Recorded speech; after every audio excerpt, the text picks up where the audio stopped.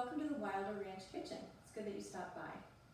Baking in the 1897 Victorian stove is a lot different than baking in your kitchen today.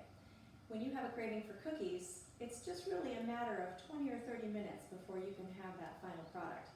Here, it takes a lot more time, planning, hard work, and teamwork to get that job done. We think the work is worth the effort though, and we hope you enjoy.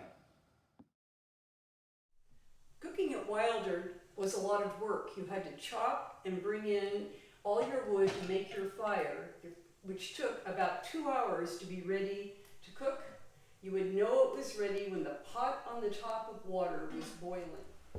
Today we have on hand flour, molasses, granulated sugar, brown sugar, baking soda, butter, eggs, and some spices, cinnamon, cloves, and fresh ground ginger.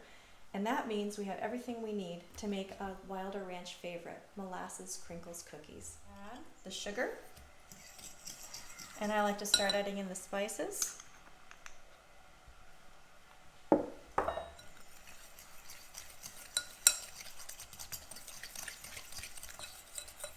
Generous size rounds, and then dip the top in some granulated sugar, and that's what's given the nice crinkly, crusty top.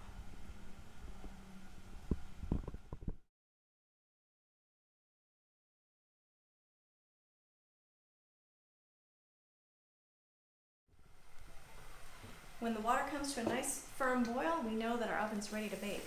Oh, that looks great. I like to start them on the bottom. The hottest part is at the top, and we want to make sure they're cooking slowly. Let's check these cookies and see if they're done. Oh, these are great. Thanks for baking with us today at Wilder Ranch. It took a little bit of effort, a little planning, a lot of teamwork, and we had the right ingredients on hand and ended up with some delicious cookies. I hope you had a great time.